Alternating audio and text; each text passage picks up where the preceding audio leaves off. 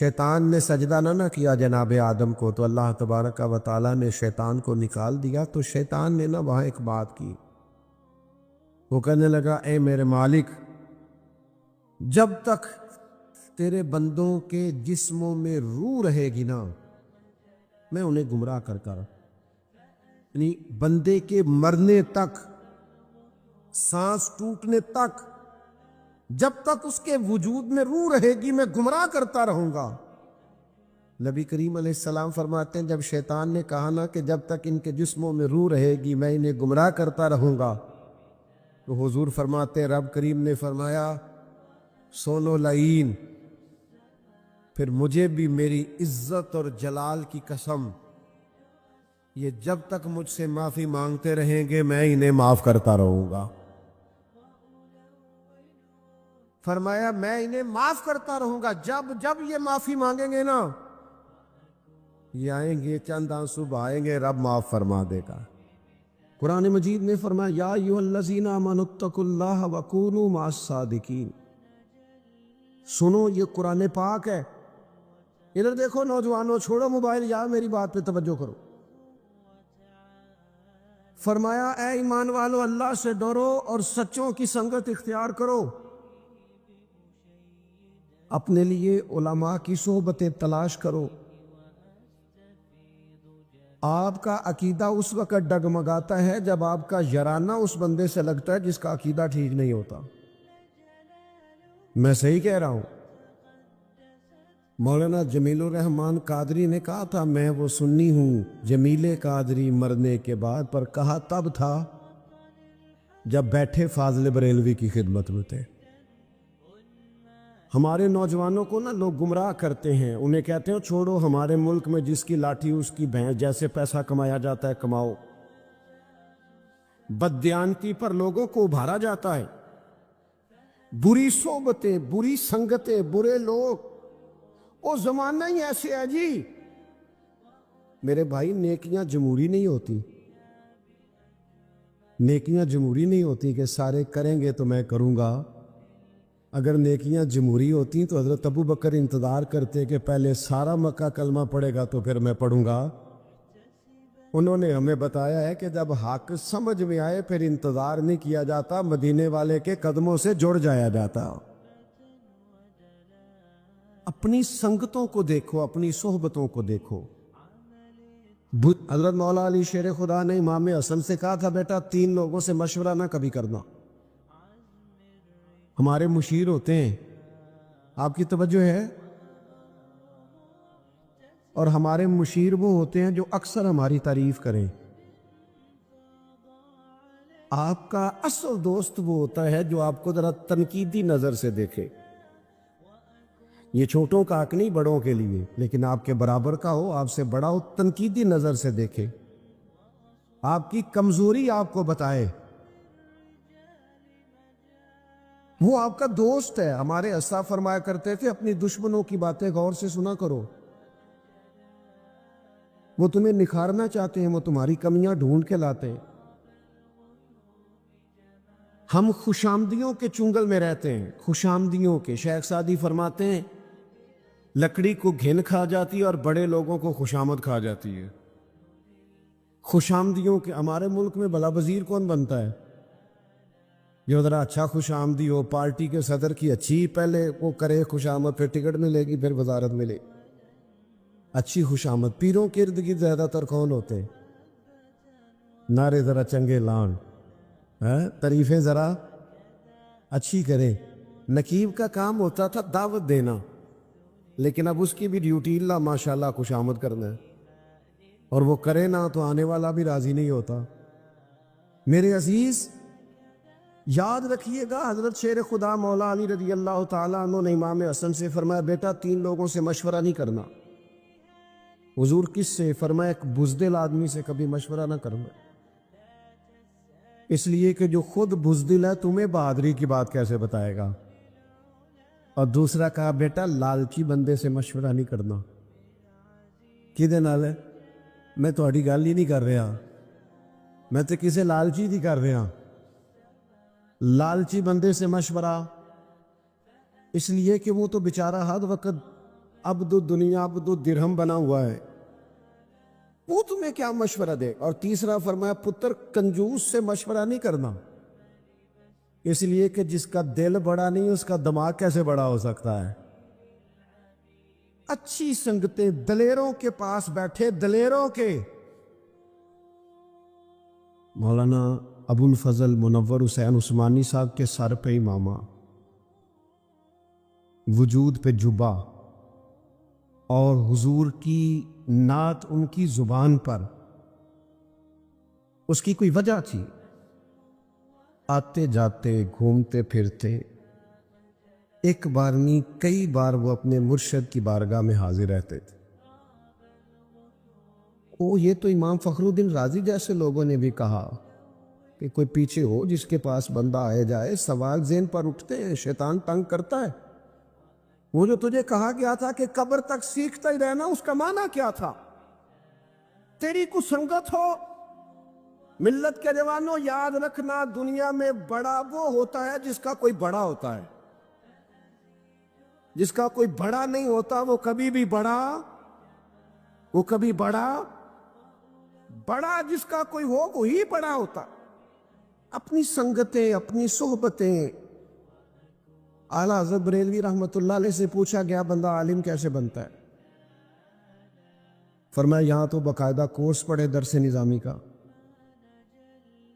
یہاں فرمایا کتب کا مطالعہ کرے، اور تیسرا فرمایا افواہ رجال سے، علماء کے پاس آنے جانے سے۔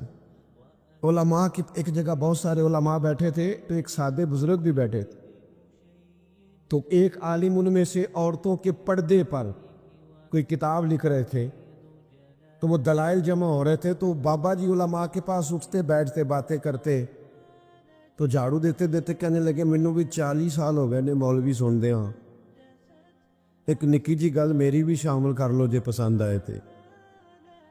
انہیں کہ وہ کیڑی؟ انہیں کہ بیبیاں نو دسو کہ پردہ نہ کریے تے بریاں نظراں پیندیاں نے، اپنی حفاظت ضروری ہے، پردہ کرنا چاہیے۔ اور دلیل جو دی انہوں نے وہ سادی ہے، کہنے لگے میں گیا صاحب بچے اپنے نو پوترے نو بازار لے کے تے انہوں ٹافی لے کے دیتی ہے تے وہ کھلی سی، او دے تے ریپر رہی سی تے مکھیاں بڑیاں بہ رہی سن، تے میں کیا تکو نہ پردہ لے گیا تے کیڑا کیڑا گند کٹھا ہو گیا۔ اگر پردہ رہتا یہی بہتر ہے کہ پردوں میں وہ پردہ پوش رہے۔ کچھ چیزیں ضروری ہوتی، اچھی صحبتوں سے انسان کو انشراح صدر حاصل ہوتا ہے، آپ کا قد اونچا ہوتا ہے، آپ بزرگوں کے ساتھ جڑتے۔ ہم نے کتابوں سے جڑنا بھی چھوڑ دیا ہے۔ میں آپ مجھ سے ناراض نہ ہونا، کاش میری ملت کا جوان ساری ویڈیو لطیفے والی نہ دیکھے، کاش میری ملت کا جوان صبح اٹھے تو وہ اور بڑی چیزیں دیکھتے ہیں تو وہ حضور کی کوئی حدیث دیکھے۔ آپ کے پاس موبائل آیا تھا، کاش آپ روز کی ایک آیت یاد کرتے، ایک آیت، روز کا ایک آیت کا ترجمہ سیکھتے۔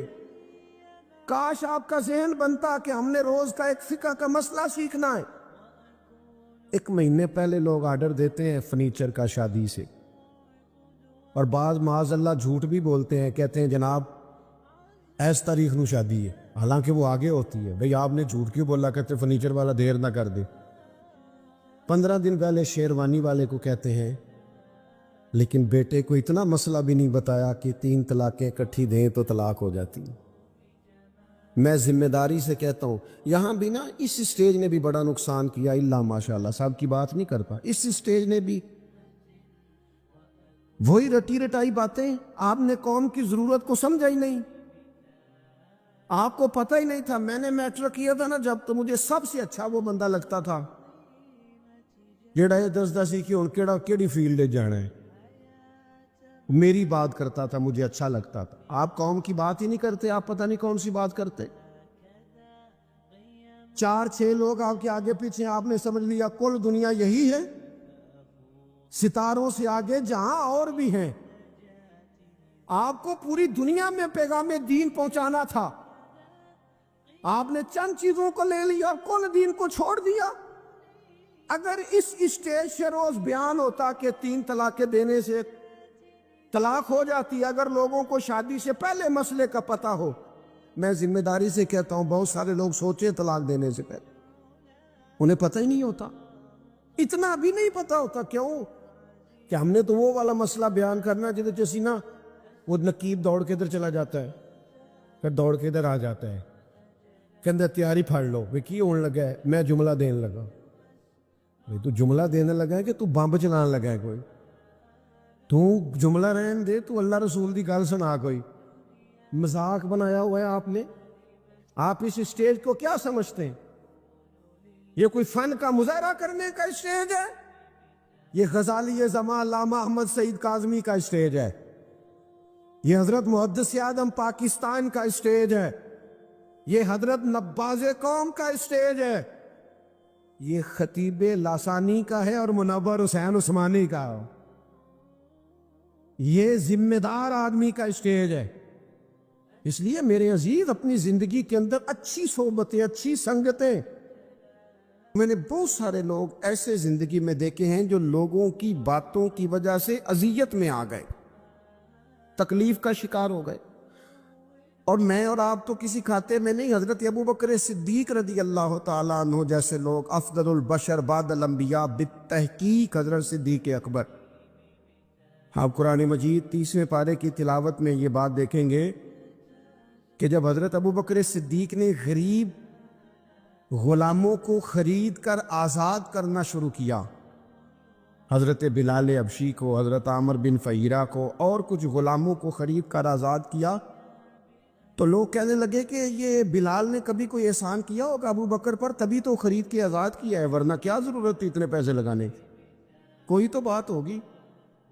اللہ تعالیٰ نے اس کا بھی قرآن مجید میں اعلان فرمایا ابو بکر نے جو کیا ہے رب کی رضا کے لیے کیا ہے۔ تو گفتگو کرنا، بات کرنا، لوگوں کا اتنا یہ خطرناک مزاج ہے، ایک جملہ کہہ کے لوگ سائڈ پہ ہو جاتے ہیں، بندہ بیچارہ ساری رات تڑپتا رہتا ہے، ایک فکرے کا تبصرہ کر کے لوگ کونے میں چھپ جاتے، اور کسی آدمی کے لیے وہ اسے سولی پہ لٹکا جاتے، اپنی زبان کے تیروں سے لوگ پریشان کرتے۔ پہلے تو اللہ سے یہ معافی مانگے کہ رب اس جرم سے ہمیں محفوظ فرمائے۔ اور اب تو لوگوں کی زبانیں اتنی لمبی ہو گئیں کہ وہ صحابہ تک چلی گئی ہیں، اہل بیت نبوت تک چلی گئی۔ تبصروں کے شوق میں لوگوں نے یہ دیکھا ہی نہیں کہ میری حیثیت کیا ہے اور میں بات کس کی کر رہا ہوں، میری اوقات کیا ہے اور میں تبصرہ کس پہ کر رہا ہوں۔ بے باک ہونا اور بات ہے، اور بدتمیز ہونا، ان دونوں میں فرق ہوتا ہے۔ تو میرے عزیز، ایک تو اس سے پرہیز کریں اور کہیں گے۔ اب ہوتا کیا ہے، ہم اس کا نفسیاتی اثر لیتے ہیں، ہم اس کا اثر لیتے ہیں۔ میں اکثر کہتا ہوں سارے لوگ ہی کانوں کے کچے ہوتے ہیں، کچھ تھوڑے زیادہ ہوتے ہیں، کچھ تھوڑے کم ہوتے ہیں، اور بعض لوگ کہتے ہیں اتنے لوگ فلانے بندے کی بات مانتے ہیں۔ تو میں نے کہا دنیا میں تو آج بھی کافر زیادہ ہیں، کافر زیادہ ہیں، شیطان کے پیروکار آج بھی۔ تو زیادہ ہونا کوئی آپ کی دلیل ہے ہمیشہ؟ یہ کیا بات ہوئی کہ فلانے کی اتنے لوگ بات مانتے ہیں؟ یہاں تو میں نے یہ دیکھا ہے اس معاشرے میں کہ جھوٹے سے جھوٹا آدمی، اس کے بھی فالور ہوتے ہیں، دغے باز سے دغے باز بندہ، اس کے بھی، گویوں کے فالور، اداکاروں کے فالور، فلانے کے فالور۔ اس کا یہ تو بھئی انسان کا مزاج ہے، ہر بندہ کانوں کا کچا ہے، کوئی تھوڑا زیادہ کچا ہے، کوئی تھوڑا کم کچا ہے۔ تو باتیں تو ہوگی، لوگ منہ میں زبان رکھتے ہیں تو گفتگو تو کریں گے۔ اب یہ اثر لینے والے پہ ہے کہ وہ اس کا اثر کس طرح کا لیتا ہے۔ ہمارے ہاں بڑے بڑے سمجھدار لوگ نفسیاتی ہو جاتے ہیں، بڑی بڑی سمجھدار خواتین نفسیاتی ہو جاتی ہیں، میری ساس باتیں کرتی ہے، میری نند باتیں کرتی ہے، مجھے فلانا باتیں کرتا ہے، مجھے فلانا۔ بھائی باتیں، جس کے منہ میں زبان ہے اس نے بات تو کرنی ہے۔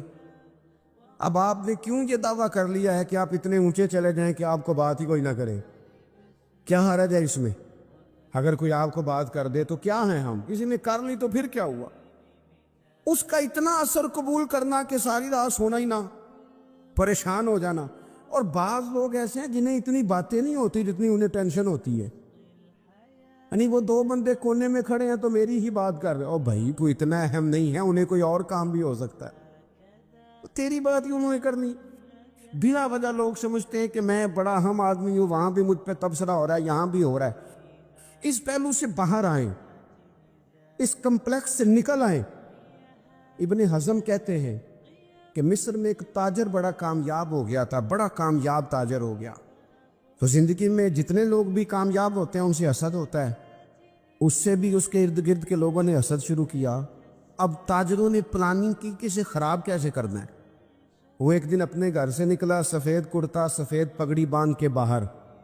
اب 5-6 لوگوں نے پہلے سے منصوبہ بندی کی ہوئی تھی. ایک صاحب اسے ملے, کہنے لگے ماشاءاللہ آج تو سفید کرتے پر سبز امامہ, سبز پگڑی بڑی ہی اچھی لگ رہی ہے. تو ہنس کے کہنے لگا لگتا ہے آپ سو کے اٹھ کے آئے ہیں, پگڑی تو میری سفید ہے. اس نے کہا چلو پگڑی تو سبز ہی ہے, باقی آپ نہیں مانتے تو آپ کی مرضی. وہ آگے بڑھا, تو اب کیونکہ پلاننگ تھی تو ایک شخص اور ملا. اس نے کہا کیا بات ہے, سفید کرتے پر آپ کا پیلے رنگ کا امامہ کیا جچتا ہے. اس نے کہا یار کو خدا کا خوف کر. ہنس کے کہا کیا ہو گیا, تیری اینک کا نمبر تو نہیں تبدیل ہونے والا ہوا؟ او بھائی میں نے تو سفید کرتا اور سفید ہی امامہ باندھا ہے.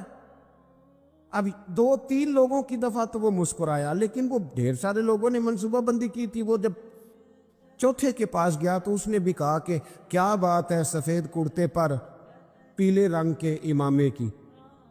اس نے کہا پیلا کہاں ہے. اب وہ غصے ہونے لگا. اب وہ چھٹے کے پاس گیا تو اس نے کہا جناب کیا بات ہے سفید کرتا اور کالا امامہ. اب وہ غصے میں اتنا باولا ہوا کہ پہلے ہنسا, پھر رویا, پھر اسے سمجھ نہ آئی کہ دکان کا تالا کس چابی سے میں نے کھولنا. بس وہ شام ہوئی تو اس بیچارے کو بچوں نے روڑے مارنے شروع کر دیے.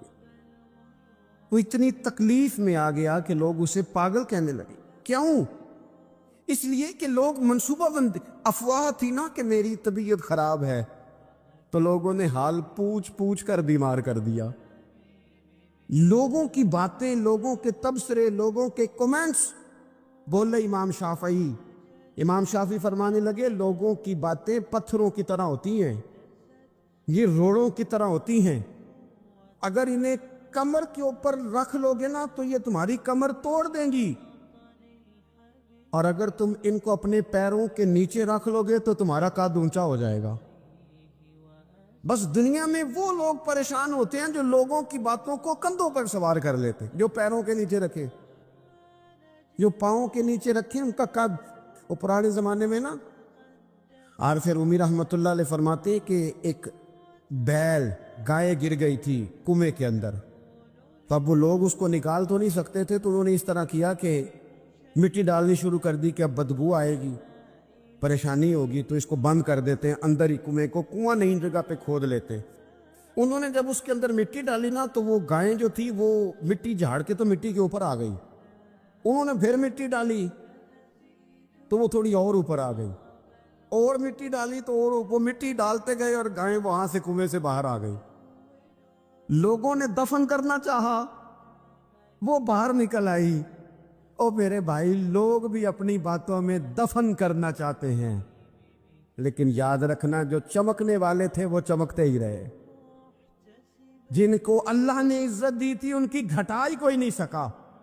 اتنی لمبی زبانیں کھول کے لوگوں نے صحابہ کے بارے میں باتیں کی, باتیں ہو رہی ہیں. لوگ جن کو دبانا چاہتے تھے, آج نہیں صوفیاء کی مخالفت شروع ہوئی, ان کے زمانے میں بھی ہوئی, ان کے دور میں ان کے خلاف کتابیں لکھی گئیں. لکھنے والے خدا جانے کہاں ہیں, اور داتا صاحب ہو رہی ہے, خواجہ صاحب ہو رہی ہے. حضور غوث اعظم کے ان کے زمانے میں بھی ایسا نہیں ہوا کہ بڑی خوشی سے لوگوں نے آگے بڑھ کے پھول ڈالے ہوں.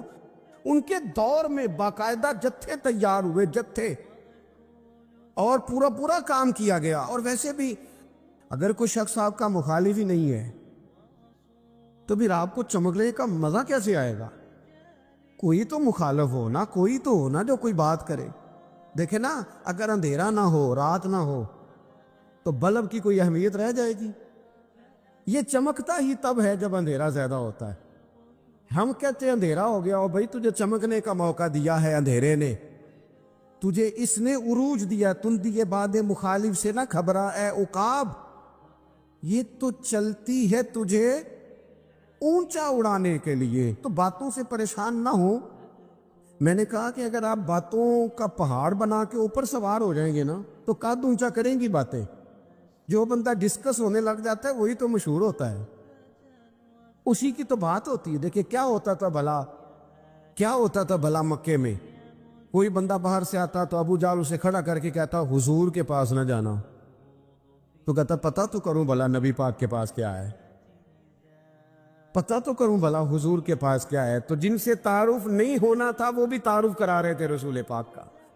تو اس لیے باتوں سے گھبرا جانا، ہاں ایک بات ہمیں کتاب و سنت میں ملتی ہے، اس پر ضرور غور کریں، تہمت والی جگہ سے بچیں، تہمت کا موقع نہ دیں۔ مطلب بلا وجہ ہی اپنے لیے بحث کا دروازہ کھولنا یہ درست نہیں ہے۔ اپنے لیے ہم نہ دروازے کھول لیتے ہیں بحث کے، مفت کی بحث ہو رہی ہے، فلانا بھی ڈسکس کر رہا ہے۔ کچھ چیزیں ایسی ہوتی ہیں جو سب کی سمجھ کی نہیں ہوتی، وہ سب کے سامنے ڈسکس کرنا ضروری نہیں ہوتا۔ حضرت سیدنا ابو ہریرہ رضی اللہ تعالیٰ عنہ فرمایا کرتے تھے مجھے نبی پاک علیہ السلام نے علم کی 2 تھیلیاں دی ہیں، میں نے ایک کھولی ہے تمہارے سامنے، ایک کھولی ہے، دوسری نہیں کھولوں گا۔ اس لیے کہ ہر بندے کو بات اس کے ظرف کے مطابق کرنی چاہیے، تو موقع نہ دیں۔ نبی پاک صلی اللہ علیہ وسلم نے فرمایا اس بندے نے اپنی، یہ بخاری میں موجود ہے، فرمایا اس نے اپنی عزت اور اپنی جان کو محفوظ کر لیا جو فتنے والی جگہ سے بچ گیا۔ جہاں تہمت لگ سکتی ہے اس جگہ سے بچے، جان بوجھ کے لوگوں کو موقع نہ دیں باتیں کرنے کا، جان بوجھ کے موقع نہ دیں۔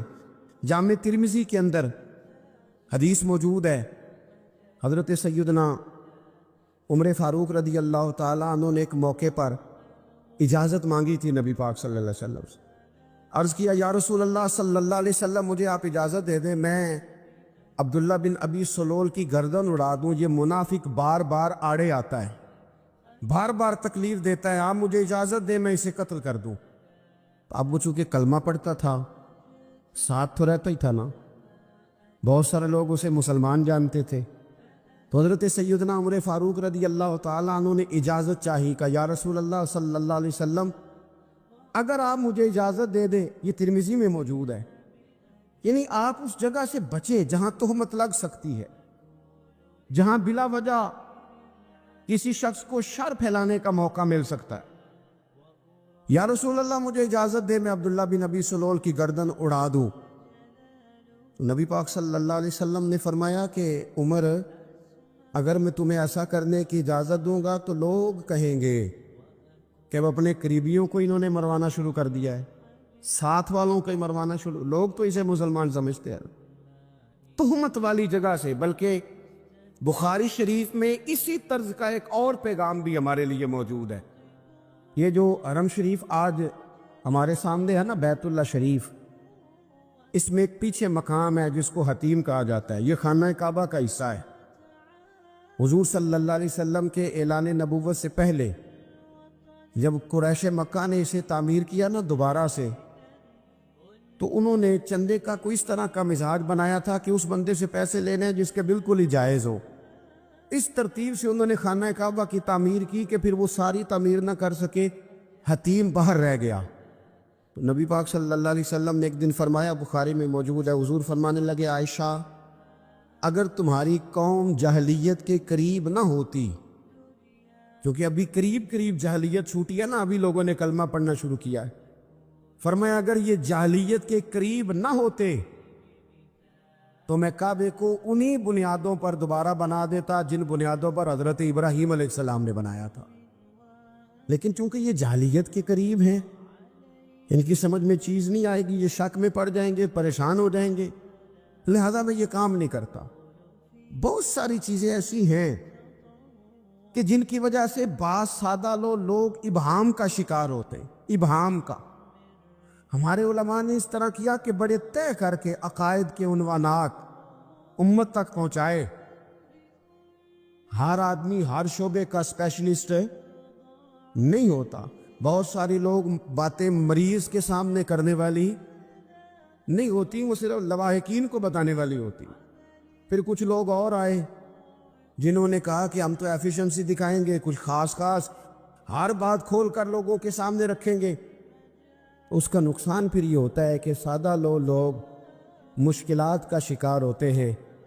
وہ پھر جب کہتے ہیں ہر چیز ڈسکس کر لینی چاہیے تو پھر باتیں دور نکل جاتی ہیں۔ پھر لوگوں نے انبیاء کرام علیہم السلام کی اجتہادی خطاؤں کو ڈسکس کرنا شروع کیا۔ ربنا ظلمنا انفسنا، اگر حضرت آدم یہ لفظ کہیں تو ان کے لیے تو ٹھیک ہے، لیکن اگر کوئی غلام اور امتی اور بیٹا اٹھ کے یہ لفظ کہے تو اس کے لیے ٹھیک نہیں ہے۔ تو میرے عزیز ایسے کام نہ کریں جس کی وجہ سے بلا وجہ بحث کا۔ ہمارے یہاں کچھ لوگوں کو شوق ہے خبروں میں رہنے کا، وہ ایسی باتیں چھیڑتے ہیں جن سے نا وہ خبروں میں رہ سکے۔ میں نے دیکھا ہے وہ کہتے ہیں جی میں نے کوئی انوکھی بات کرنی ہے۔ بھئی انوکھی بات کرنے سے بندہ مشہور تو ہو جاتا ہے۔ ہمارے زمانے میں مشہور ہی وہ ہوتا ہے جو دوسروں سے ذرا ہٹ کے بات کرے، انوکھی کرے۔ وہ ہمارے لطیفہ لکھا ہے نا، ایک اہل عرب کا، ایک ہجا نام کا عربی کا ایک لطائف سنانے والا شاعر ہے، تو وہ کہتا ہے کہ ایک شخص نے ایک دفعہ کہہ دیا تھا گدھا کھانا جائز ہے۔ بڑے بڑے علماء اس کے گھر چلے گئے کہ بھئی کوئی دلیل، کوئی جزیہ، کوئی کہاں سے، کوئی کتاب، کوئی حوالہ، کوئی شے۔ اس نے کہا روز آؤ گے ایک ایک بندے کو بتاؤں گا، کٹھا اسٹیج لگاؤ، ایک کی دفعہ حوالے دیتا ہوں، روز نہیں دیے جاتے۔ وہ اسٹیج لگ گیا، دنیا جمع ہو گئی، جنہوں نے کبھی ٹائم نہیں نکالنا، یہ ذرا انوکھی بات جو کر رہا تھا، وہ سارے لوگ آ گئے۔ تو وہ اسٹیج پہ چڑھا تو کہنے لگا مجھے جانتا کوئی نہیں تھا، چلو اب بدنام جو ہوں گے تو کیا نام نہ ہوگا، اب قیامت تک کہو گے تو صحیح نا، وہ اس مولوی دے گھر جنہیں ایک بار آکھیا نہیں سی گدھا کھانا جائز ہے، چلو بدنام جو ہوں گے تو کیا۔ تو بہت سارے ایسے لوگ ہیں جو ہیں بدنام، پر چلو نام تو ہو گیا نا، بدنامی صحیح، شرارت صحیح، شیطانیت صحیح، لیکن نام تو ہو گیا۔ تو اس لیے کوئی ایسا انوکھا کام جس سے لوگوں کی، میں آپ سے بڑی گزارش سے عرض کروں، اعلیٰ حضرت بریلوی رحمۃ اللہ علیہ نا، لالٹین کے اندر مٹی کا تیل جلایا جاتا ہے ہمارے ہاں، تو مٹی کا تیل ظاہر ہے اس سے بدبو آتی ہے، تو مسجد میں وہ جلانا جائز نہیں تھا۔ تو ایک صاحب ارنڈی کا تیل لائے، وہ خوشبو والا ہوتا ہے، وہ لا کے انہوں نے نا اعلیٰ حضرت بریلوی رحمۃ اللہ علیہ کو لالٹین میں ڈال کے دیا اور کہا کہ یہ مسجد میں اس کو جلاتے ہیں چونکہ اس کے اندر سے خوشبو آتی ہے، بدبو نہیں آتی۔ تو وہ جو شرعی عذر ہے نا، حضور نے فرمایا کہ جمعے والے دن غسل کر کے آؤ تاکہ کسی کے پسینے سے ایک دوسرے کو تکلیف نہ ہو۔ کچا لہسن پیاز کھا کے مسجد آنا اس لیے منع کر دیا گیا کہ منہ کی بدبو سے تکلیف ہو، تو مسجد میں کوئی ایسی چیز جو بدبو کا باعث بنے منع ہے۔ اب انہوں نے وہ تیل لا کے لالٹین میں ڈالا جس سے خوشبو آتی تھی اور لالٹین بھی روشن ہوتی تھی۔ تو اعلیٰ حضرت فاضل بریلوی رحمۃ اللہ علیہ اپنے اس خادم سے فرمانے لگے کہ اب لوگ تو آئیں گے نا، تو ہمارے علاقے میں تو ساری دنیا مٹی کے تیل سے ہی چلاتی ہے، تو اب آپ نے خوشبو والا تیل لا کے ڈال تو دیا ہے اس کے اندر لالٹین میں، پر یہ لوگوں کو بتائے گا کون کہ یہ تیل وہ نہیں ہے؟ لوگ تو یہاں سے دیکھ کے جائیں گے اور جا کے کہیں گے کہ اتنے بڑے عالم کی مسجد میں اگر جل رہا ہے تو ہم کیوں نہ جلائیں۔ تو فرمانے لگے وہ شخص کے حضور پہ حال کیا ہے؟ فرمانے لگے آپ فرضوں کا سلام پھیر کے دعا سے پہلے لالٹین کے پاس کھڑے ہو جائیں اور جو بندہ گزرے اسے بتاتے جائیں کہ یہ مٹی کا تیل نہیں، یہ مٹی کا تیل نہیں، یہ مٹی کا تیل۔ ہر شخص کے ذہن تک بات اتر جائے تاکہ لوگ کسی ایسی چیز کا شکار نہ ہو جائیں جس سے کہ ان کے مزاج میں کوئی غیر شرعی چیز عروج پکڑ لے۔ تو میرے عزیز ہم نہ کچھ بدگمانیاں لوگوں کے اندر لوگ ڈالتے ہیں۔ ہمارے ہاں بالخصوص پاکستان میں جب سے سیاسی فرقہ واریت شروع ہوئی ہے، سیاسی، ہماری قوم کا مزاج اتنی بری طرح خراب کیا گیا ہے۔ ہمارے نوجوان بچے جو بڑے سنجیدہ پڑھے لکھے، ان کی گفتگو اپنے سیاسی مخالف کے بارے میں اتنی لوز کر دی گئی ہے، اتنی کمزور کر دی گئی، اتنی خوفناک کر دی گئی ہے کہ اس طرح تو کبھی نہیں ہوا تھا۔ یہ مزاج جو لوگوں کو دیا جا رہا ہے، قومیں اپنے اخلاق کے طور پر زندہ رہتی ہیں، بد اخلاقیاں کبھی بھی انسانوں کو اونچا کر سکتی؟ پیچھے رہ جاتے ہیں لوگ۔ تہذیب کسی سوسائٹی کا حسن ہوتا ہے، اور اگر ایک سیاسی مخالف کے لیے آپ کا یہ والا مزاج بن جائے، اپنے سیاسی قد کو اونچا کرنے کے لیے آپ ان چیزوں کا سہارا لیں، یہ درست نہیں ہے۔